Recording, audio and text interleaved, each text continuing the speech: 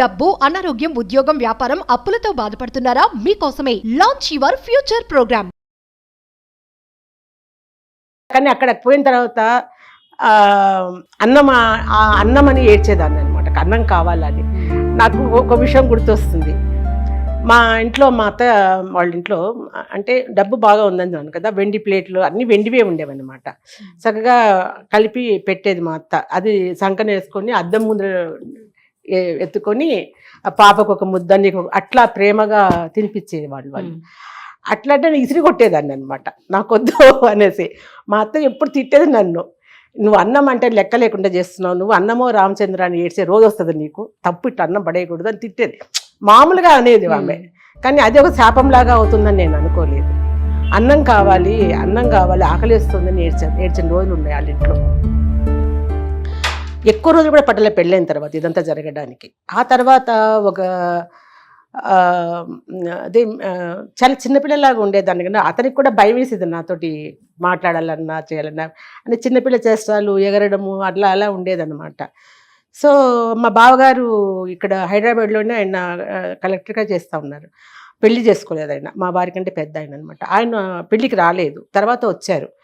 వచ్చినప్పుడు నన్ను చూస్తూనే ఆయన అసలు మా అత్తగారి వైపు వాళ్ళు చూసి చాలా కోప్పడ్డారనమాట. ఎందుకు ఇంత చిన్న పిల్లని, ఇంత చక్కటి పిల్లని తీసుకొచ్చి చేశారు, వాడు అప్పుడే జీవితం నాశనం చేశారు కదా మీరు అని తిట్టాడు. మహాలక్ష్మిలాగా ఉంది ఆ అమ్మాయి చూస్తే, ఎందుకమ్మా ఇట్లా చేసావు నువ్వు అని. నాకు అర్థం కాలేదు, ఎందుకు ఇట్లా అంటున్నాడు ఆయన అని అనుకున్నాను అంతే. ఆ తర్వాత వాళ్ళు ఏదో చెప్పుకున్నారు, వాడే గొడవ పడుతున్నాడు పెళ్లి చేయమని, అది ఇది మా అత్తగారు అనటం ఏదో జరిగింది. ఆ తర్వాత నాకు ఒక వారం లోపలనే ఒక డాక్టర్ది ప్రిస్క్రిప్షన్ దొరికింది నాకు. దాంట్లో చూస్తే అతనికి ఆరోగ్యం చాలా బాగలేదు అని ఆ మెడిసిన్స్ అదంతా రాసిండారు.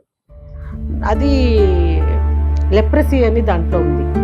అతనికి మీకు తెలియదు అంటే ఇప్పుడు ఈ లెప్రసీలో కూడా 36 రకాలు ఉంటాయంట.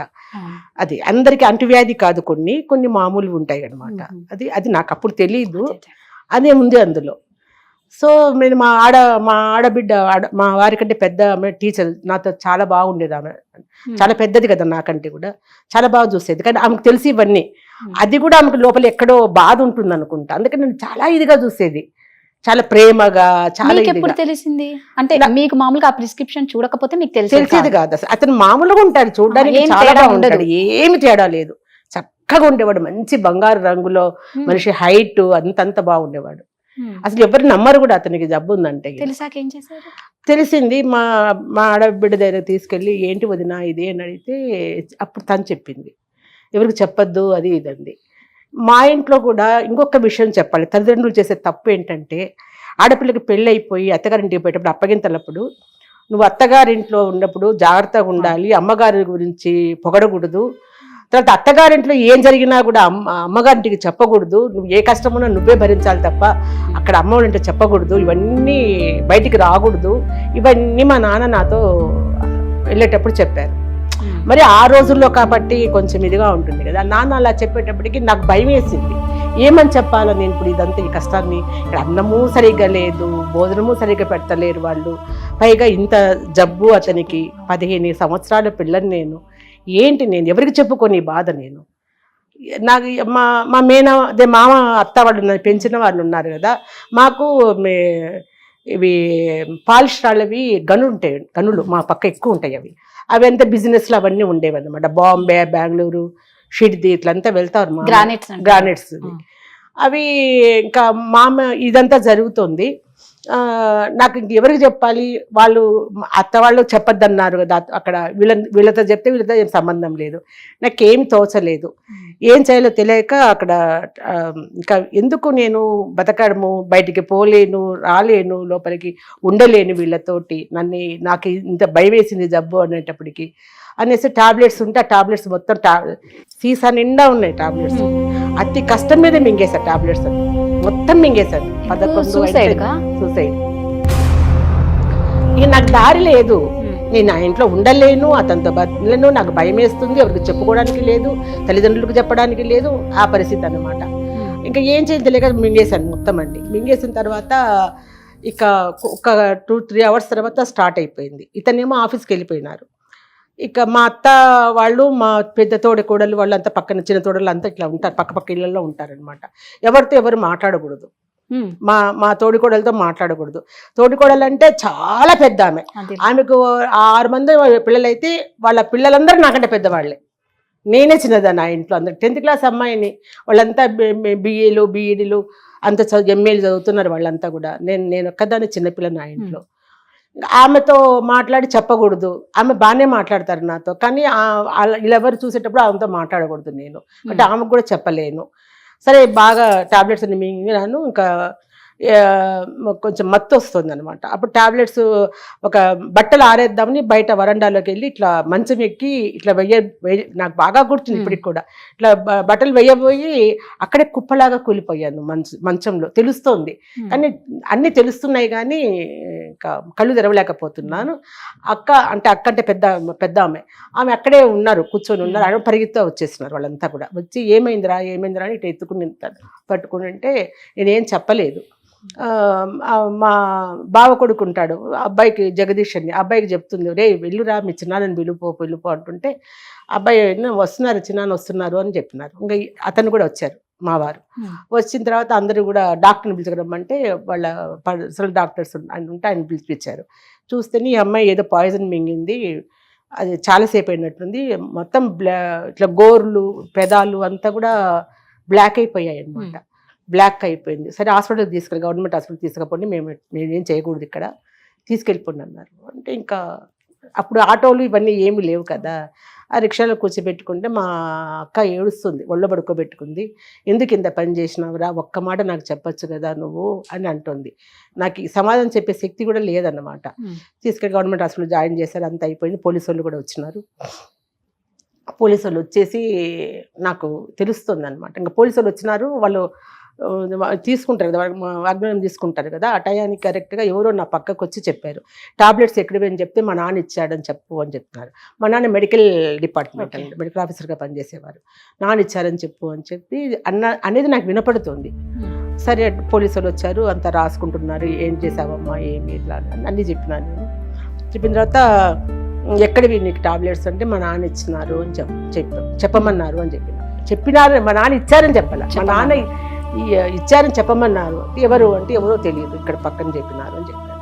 సరే వాళ్ళు ఏమనకుండా బయటికి వెళ్ళిపోయారు. ఇంకా అంతా మేనేజ్ చేసుకుంటారు కదా, కేసు కాకుండా, అది మామూలు జనరల్ అది చేశారు. తర్వాత వాళ్ళు 24 గంటలు చెప్పలేము మేము అన్నారనమాట. అంత స్థాయికి వెళ్ళిపోయారు. నాకు కూడా ఇంకా అయిపోయింది అని తెలుస్తుంది అనమాట. అట్లా అయిపోయిందని, అంటే మరణం అంటే ఏంటి అనేది నేను చూశాను, అంచెల దాకా వెళ్ళాను.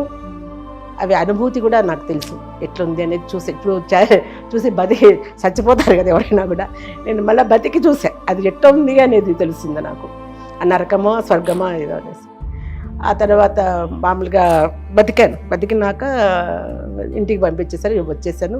మా మామ ఎక్కడో ఉన్నారు కదా, మా మామ బాంబేలో ఉన్నారంట అప్పుడు, నన్ను పెంచిన ఆయన ఏం చేశారు, ఆయనకి ఎందుకో మనసు స్థిమితంగా లేదంట. అక్కడికి పోయిన తర్వాత ఏదో జరుగుతుంది, పాపకి ఏదో బాగలేదు, ఏమో అవుతుంది అని చెప్పేసి ఆయన ఇంకా అక్కడ ఉండలేక బిజినెస్ కూడా అక్కడ పక్కన పడేసి డైరెక్ట్గా ట్రైన్స్ ఉంటాయి మాకు ఎక్కువ అక్కడ సైడ్, డైరెక్ట్గా బాంబే టు కడప వచ్చేసారు. వచ్చేసి నేరుగా మా ఇంటికి వచ్చేటప్పటికి నేను ఇంకా మంచంలో బ్లడ్ అంతా ఇరిగిపోయి, మనిషిని చిన్నపిల్లను కదా ఎంతో ఎట్లా అయిపోయింది.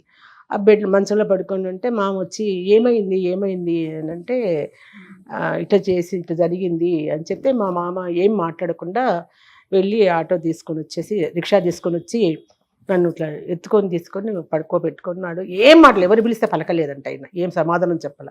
నేరుగా తీసుకొని ఊరికి వచ్చేసారు, ఎర్రగుంట్లకు తీసుకొచ్చేసారు. ఇంటికి తీసుకొచ్చారు. ఇంటికి తీసుకొచ్చినాక ఇక అమ్మకి వాళ్ళకి అప్పుడు ఈ ఫోన్లు అవి ఏం లేవు, టెలిఫోన్స్ అట్లా లేవు. ఇక్కడ పోస్ట్ ఆఫీస్లో ఉంటే పోస్ట్ ఆఫీస్కి చేస్తే వాళ్ళని పిలిపించి మాట్లాడేవాళ్ళు, లేదా టెలిగ్రామ్స్ ద్వారా. ఆ విధంగా పోస్ట్ ఆఫీస్ పిలిపించి మాట్లాడితే నాన్న పోయి మాట్లాడారంట. మాట్లాడితే ఇట్లా బాగలేదు మీ పాపకి అని చెప్పారు. చెప్తే ఇంక సరే అమ్మను నాన్న అమ్మకు కూడా అట్లనే అవుతుందంట, ఏదో పాపకు బాగలేదు అనేసి. ఇక సరే వెళ్ళిపోదామని మా అమ్మ ఏడుస్తుంటే నాన్న ఇద్దరు కలిసి కడపకు వచ్చారు. వస్తే ఇంకా వాళ్ళని చూసి వీళ్ళు భయపడ్డారు. అత్తగారింట్లో భయపడిపోయి, మీ అమ్మాయి ఎంత పని చేసింది తెలుసా అంటే, ఏం చేసింది అని అంటే, ఇట్లా చేసింది, పైగా టాబ్లెట్స్ మీరే ఇచ్చారని చెప్పింది పోలీసు వాళ్ళకి, అది ఇది అంటే. మా నాన్న అన్నారంట, చాలా మంచి పని చేసింది, మీకు మచ్చ రాకుండా చేసింది కదా, నా పేరే కదా చెప్పింది మా పాప, పర్వాలేదులేమ్మా అని చెప్పి ఇంకా వెనక్కి తిరిగేసి, ఇంకా అమ్మ ఏడ్చుకుంటూ, నాకుండేది ఒక్క బిడ్డను మీ చేతిలో పెడితే చావు వరకు తీసుకొచ్చారు అంటారు కదా, తల్లి అనకుండా ఉండలేదు, బాధ వాళ్ళకు ఉంటుంది. అట్లా ఏదో అనేసి ఇంకా పోతారు మీరు అట్లా ఏదో కడుపు బాధతో తిట్టుకుంటా వచ్చేసారు. రాత్రికి ఇంటికి వచ్చినారు అనమాట. ఇంటికి మళ్ళీ ఊరికి మా ఎర్రగుంట్లకు వచ్చి ఇంకా మా అమ్మ బాగా ఏడ్చేసింది అనమాట. అంటే నాన్ననే కదా అమ్మ చెప్పింది, ఎవరికి చెప్పొద్దని చెప్పాడు కదా, అత్తగారి విషయాలు ఏమి మాట్లాడద్దు అన్నారు కదా, చెప్పొద్దు అన్నారు కదా, అందుకే నేను ఈ పని చేసిన. మరి నేను ఎవరికి చెప్పుకోవాలి, ఎక్కడికి పోవాలి, నేను బయటకు అడుగు పెట్టలేను కదా అత్తగారింట్లో నుంచి, అందుకే నేను చచ్చిపోదాం అనుకుని ఇంట్లో చేశాను అని చెప్పారు.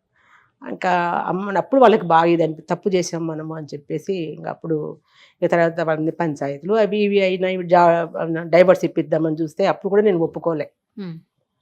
అంతవరకు జబ్బు విషయం కూడా తెలియదు వాళ్ళకి, ఈయనకుండే జబ్బు విషయం కూడా తెలియదు. అప్పుడు బయటకు వచ్చేయాలి చెప్పాను నేను అప్పుడు అమ్మలతో చెప్తే, ఇంకా వాళ్ళు నాన్న వద్దు, మనకు ఉండేది ఒక పాప, చిన్న పాప, మనది తప్పయింది అని డైవర్స్ ఇప్పిద్దామని చెప్పేసి ప్రయత్నం ఏదో చేయబోయారు వాళ్ళు. అప్పుడు మా అమ్మ మా మామ ఇద్దరు ఉండి, పాప ఇష్టం, పాపని అడగండి, ఆమె ఒప్పుకుంటే ఓకే నన్ను అడిగారు. అడిగితే నేను వద్దన్నాను, డైవర్స్ వద్దు, ఏమొద్దు, నేను అతనితోనే ఉంటాను, మెడిసిన్స్ ఇప్పించండి మీరు, నాకు ఏం చేయాలో అది నాతో ఉండండి మీరిద్దరు, నేను అతనితోనే ఉంటాను, బాగు చేసుకుందామమ్మ, ఇంకొకళ్ళు వద్దు అని చెప్పాను. సరే అని చెప్పి ఇంకా మెడిసిన్స్ అవి ఇవ్వడం చేసినాం, కానీ అది బాగా కాలేదు. ఇంకా ఒక 3 years 4 years ఉన్నాడు అంతే అతను. కాలమంతా అతనికి సేవ చేయడం సరిపోయింది నాకు. అంత చాలా మెడిసిన్స్ అవి ఉండేవి, అవన్నీ టైం ప్రకారం ఇవ్వను, అన్నీ చెయ్యను, మెడిసిన్స్ ఇవ్వను, అట్టా ఆల్మోస్ట్ ఆ విధంగానే జీవితం నడిచింది 3 years.